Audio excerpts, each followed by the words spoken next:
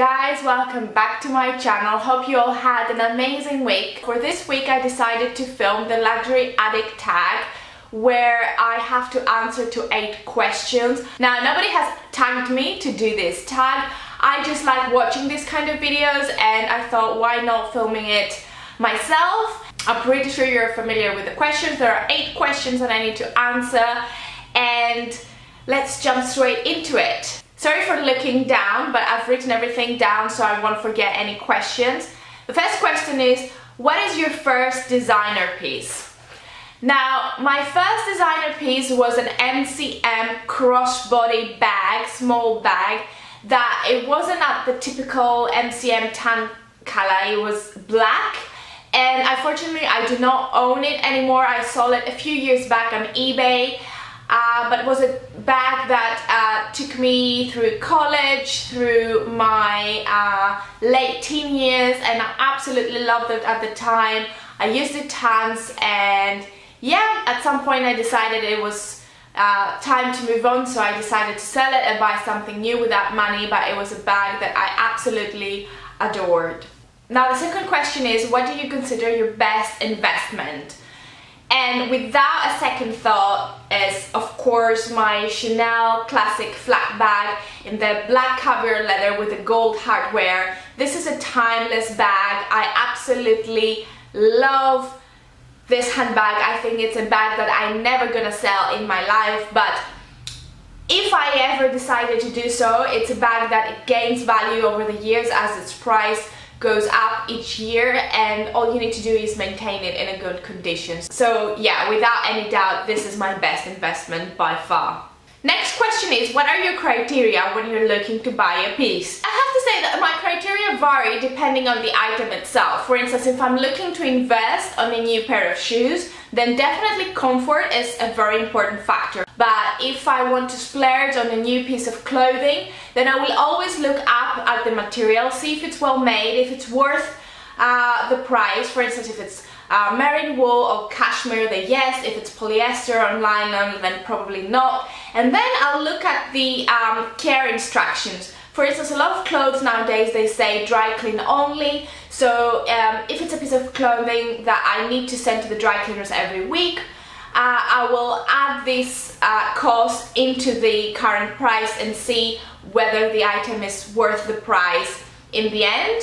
Overall, as a general rule that applies to all items, when I'm looking to invest on an item, whether it's a pair of shoes, a handbag, or a piece of clothing, I would look to my existing wardrobe and I would say, does this item matches my already existing wardrobe? Let's say I want to buy a new handbag, I would say, does this handbag fit my shoes that I already wear or my clothes? If it's a yes, then I will look at longevity. Is this a seasonal piece that I'm only gonna wear for 1 or 2 seasons, or is it something that I'm gonna wear in 2-3 years down the line? And if it's a seasonal piece, like a super trendy piece, I will then 99% not splurge on it, and I will try and find a more affordable alternative. If it's something that is classic and timeless, like my Chanel flat bag, then yes, most likely I'm gonna go for it and I'm gonna purchase it. So yeah, longevity is my criteria, and that applies to all items. Question number 4.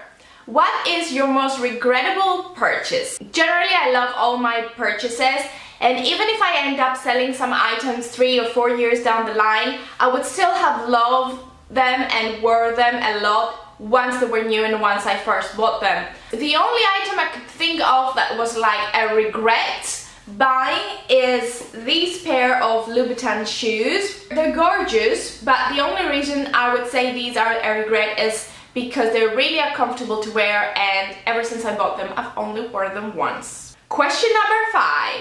If you have ever sold any of your luxury items, have you ever had seller's regrets? And the answer to this question is no. I sell a lot of my items, but I never had seller's regrets because I always put a lot of thought into it, and if I have the slightest doubt, then I'll keep the item. I'll keep the item and then maybe re-examine it in 6 months down the line and see whether it's an item that I still consider selling, or whether I've changed my mind and it's something that I am now actually using. So everything I've sold so far, it was a very conscious decision and I haven't regretted it.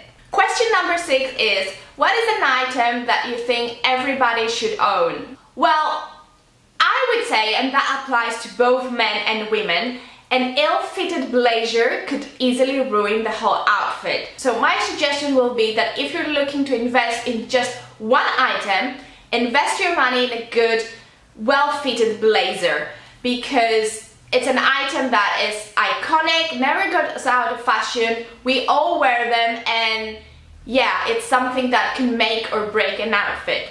I would also say a good pair of black shoes, whether it's your classic black women's pump or it's a classic for black shoe for man. I believe that a really cheap shoe could make the whole outfit look tatty. Question number 7. What is a piece that you think is overhyped? Well, I would say it's the Fendi Furry Monsters, and I know a lot of people are gonna hate me for saying this because so many people love them and so many people own them. Literally, if you take a walk down Oxford Street, 9 out of 10 women will have one of these little monsters hanging from their handbag. And I would say, first of all, I found them very expensive, and second of all, I don't think they have a real use. Like, their use, it's an accessory, it's a handbag accessory, so their use is just to buy them to make your handbag look nice. But could you live without them? Definitely yes. And we finally reached the 8th and last question, and it says, which item is next on your wish list? I kid you not if I say to you that I honestly want to buy the whole world. Like, I could sit here for hours and talk to you about things I would like to buy. But if we want to be realistic, I would say that since we are now officially in September and we're moving towards autumn and winter, a pair of well-made black booties is definitely at the top of my list, and something that comes as a priority for me because my old black Acne boots are very beat up at the moment and I definitely need to replace them. That was my version of the Luxury Addict Tag. Do let me know in the comments down below which item is next on your wish list, because I am honestly interested to see what people are looking to buy at this time of the year. So put it down below in the comments. Give this video a thumbs up. As always, hit the subscribe button if you're new, as I upload a video every week, and as I'll see you next week. Bye guys!